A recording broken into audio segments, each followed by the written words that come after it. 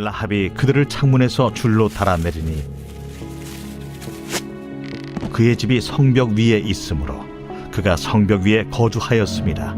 라합이 그들에게 이르되 두렵건대 뒤쫓는 사람들이 너희와 마주칠까 하노니 너희는 산으로 가서 거기서 사흘 동안 숨어 있다가 뒤쫓는 자들이 돌아간 후에 너희의 길을 갈지니라.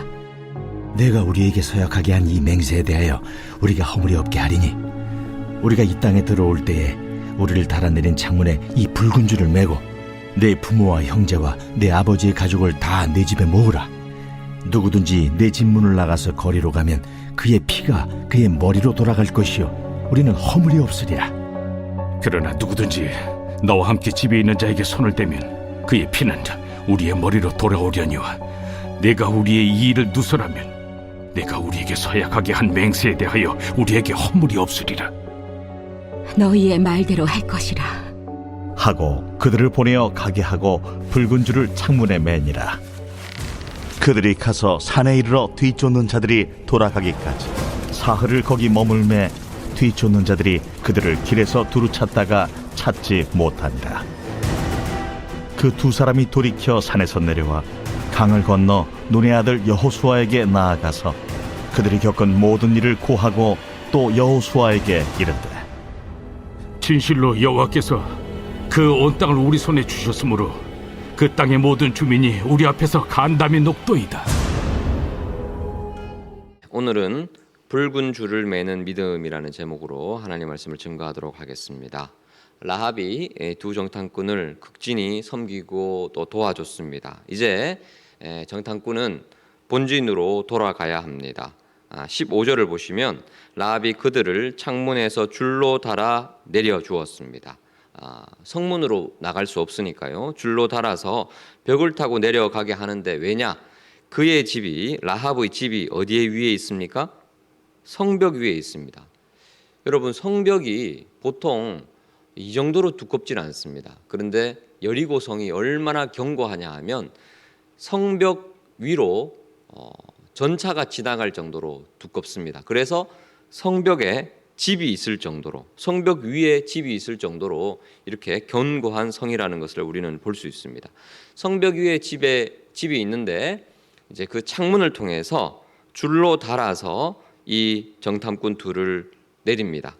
16절 라합이 그들에게 자세하게 얘기하죠. 쫓는 사람들이 너희와 마주칠까 하노니 너희는 산으로 가서 거기서 사흘 동안 숨어 있다가 뒤쫓는 자들이 돌아간 후에 너희의 길을 갈지니라 라고 자세하게 지리를 잘 알았던 라합이 방책을 얘기하죠. 그래서 22절에 보시면 이들이 그대로 그 말을 따릅니다. 사흘을 거기에 머물며 뒤쫓는 자들을 따돌리고 본진으로 돌아갑니다. 이 사흘이라는 날짜를 여러분 잘 기억하셔야 됩니다. 왜 사흘인가?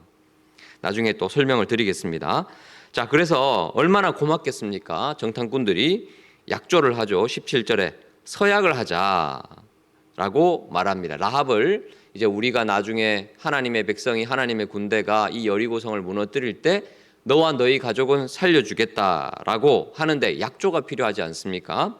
우리가 어제 살펴봤던 것처럼 라합도 증표를 달라고 얘기를 했습니다. 그래서 12절을 보시면 우리가 어제 살펴봤던 내용이죠. 그러므로 이제 청하노니 내가 너희를 선대하였은즉 너희도 내 아버지의 집을 선대하도록 여호와로 내게 맹세하고 내게 증표를 내라, 사인을 달라라고 말을 합니다. 그래서 어떤 증표를 주느냐? 18절입니다. 같이 읽습니다. 시작.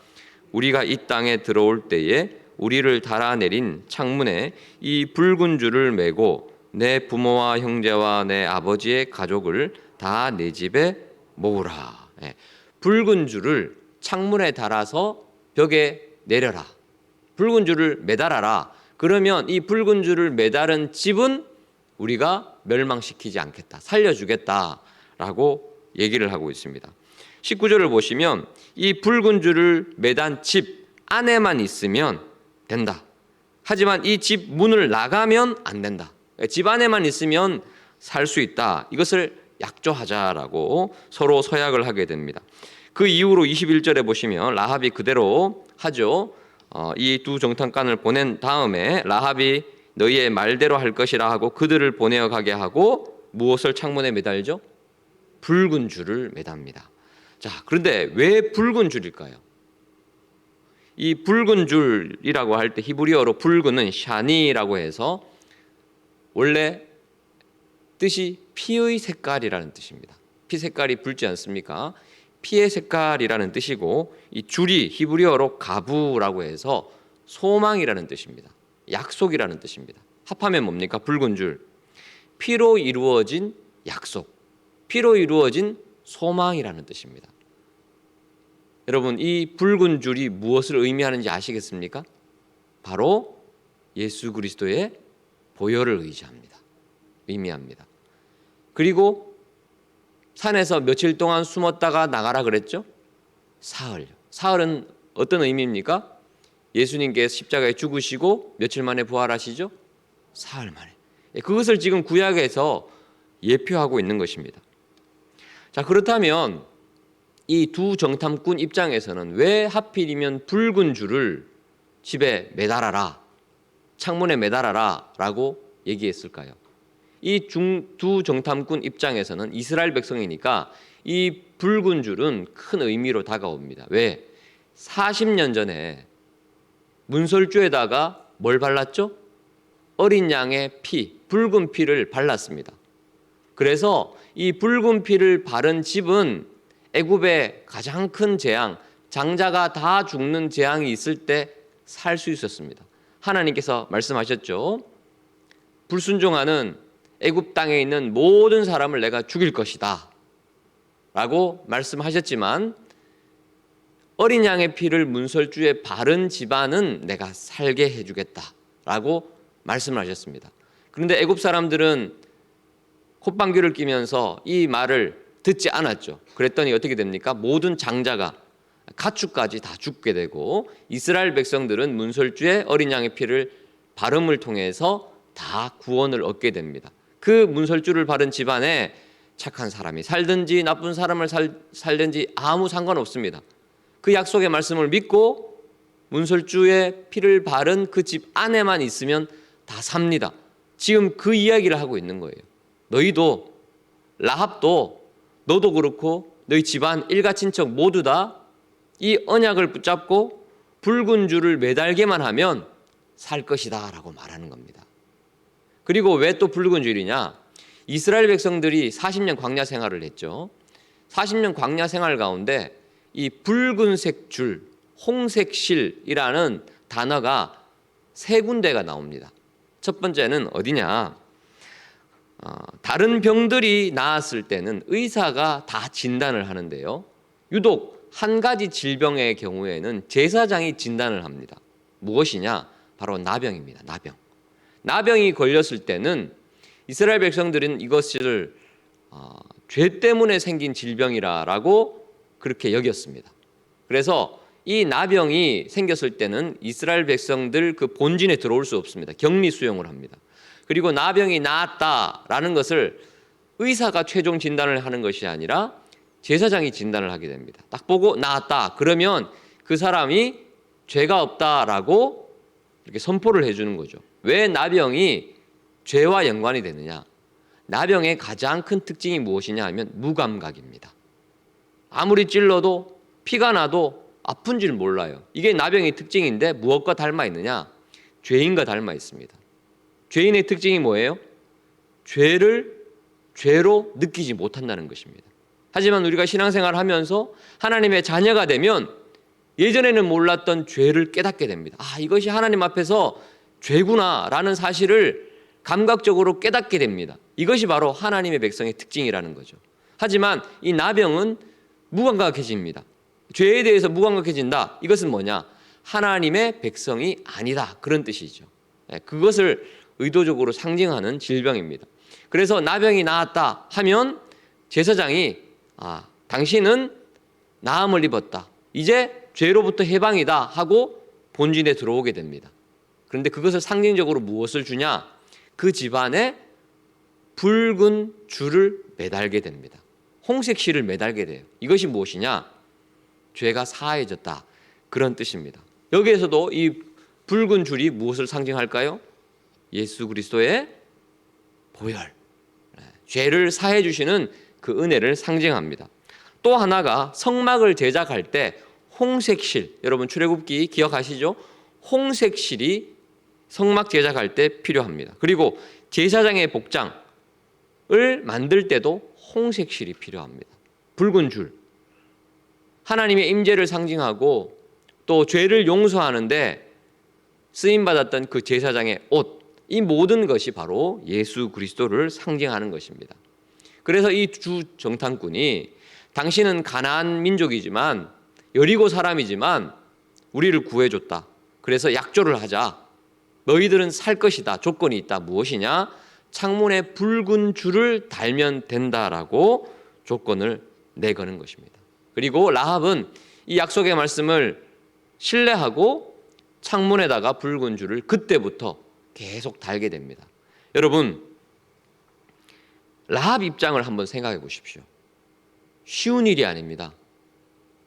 온 여리고성 사람들이 초긴장 상태입니다.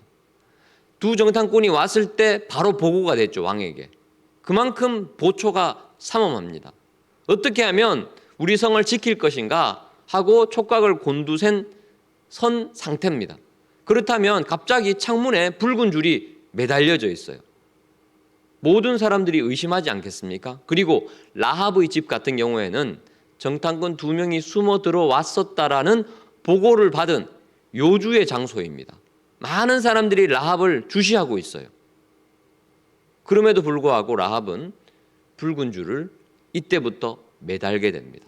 오해를 받을 수 있습니다. 위험을 감내해야 됩니다. 그리고 너와 너의 아버지의 집과 온 가족들에게 말하라. 그래서 이 집안에 있으라라고 했죠. 이때부터 라합은 뛰어다닙니다. 친척 집안, 가족 집안 다 찾아다니면서 뭐라고 얘기할까요? 하나님의 군대가 이제 올 겁니다. 우리 집안에 있으면, 제 집에 들어오면 살 수 있습니다. 설득을 해야 되겠죠. 여러분, 가족 구원, 가족 전도하는 거 얼마나 어렵습니까? 쉽지 않습니다. 아무리 가족이라 하더라도 못 믿을 수 있습니다. 못 받아들일 수 있습니다. 근데 그것을 다 일일이 설득해야 됩니다. 쉬운 일이 아닙니다. 그리고 이렇게 설득하다가 이 비밀스러운 이야기가 새어나가면 어떻게 됩니까? 이 이야기가 누설되면 반드시 죽을 것이라는 약조도 했어요. 얼마나 조심스러운지 모릅니다. 그러함에도 불구하고 라합은 설득하기 시작합니다. 여러분, 우리가 예수 믿는 것, 그냥 입술로 구원을, 예수 그리스도를 선포하고 고백하면 구원받는 것, 이렇게 단순하게 생각할 수 있지만 예수 믿는 것, 여러분 경험해 보시지 않습니까? 쉬운 일이 아닙니다. 예수 믿고 나서 안 봐야 될 눈치도 봐야 되고, 때로는 목숨을 건 결단이 필요하고, 눈물을 머금은 희생도 필요하고, 위험을 감내해야 되는 믿음도 필요합니다. 하지만 라합은 이스라엘 백성들이 들어올 때까지 끝까지 붉은 줄을 창문에 매달고 가족들을 설득해 하면서 오해를 감내하고 목숨을 건 믿음의 삶을 살아내기 시작합니다. 그리고 언제 구원받습니까? 자, 우리 6장을 한번 보겠습니다. 6장 25절 같이 읽어볼까요? 뒤로 몇 장 넘어가셔서요. 여리고성이 무너지는 장면이 6장에 나오는데 라합과 가족이 살게 됩니다. 6장 25절 같이 읽습니다. 시작.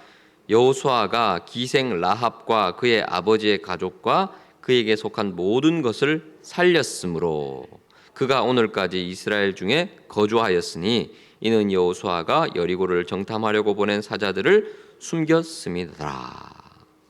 여러분, 누가 누구를 살렸어요? 25절에 여호수아가 기생 라합만 살렸습니까? 그의 온 가족을 살립니다. 그리고 그가 오늘까지 여호수아서가 기록될 때까지 누가 어떻게 됐다고요? 이스라엘 백성이 되었다고요. 여러분, 여호수아가 히브리어로 여호수아인데 신약으로 넘어가면 헬라어로 여호수아와 똑같은 이름이 헬라식으로 어떻게 바뀌는지 아십니까? 예수입니다. 예수. 여호수아는 예수님을 상징해요. 이스라엘 백성들을 가나안 땅에 입성시키죠. 예수님이 우리를 천국으로 인도하십니다. 여호수아가 무엇을 보고요? 붉은 줄을 보고 그 집안에 있던 라합과 라합의 가족을 살립니다. 여리고성이 다 무너지는 상황 가운데서도 한 가족만 삽니다. 여호수아가 살려요. 그 약속 때문에, 붉은 줄의 약속 때문에. 우리도 마찬가지입니다.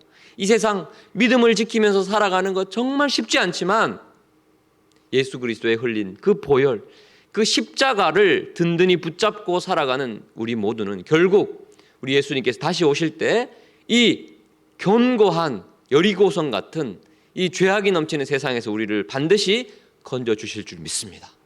그 천국 소망 가운데 믿음으로 오늘도 살아가시는 저와 여러분 되시기를 축복합니다. 기도하겠습니다. 오늘 하루를 살아갈 때 하나님 붉은 줄을 내 삶 가운데 꼭 잘 매달게 하여 주옵소서. 그 믿음 가운데 이 험한 세상 끝까지 라합처럼 살아가게 하여 주옵소서. 주의 이름을 부르고 기도합니다.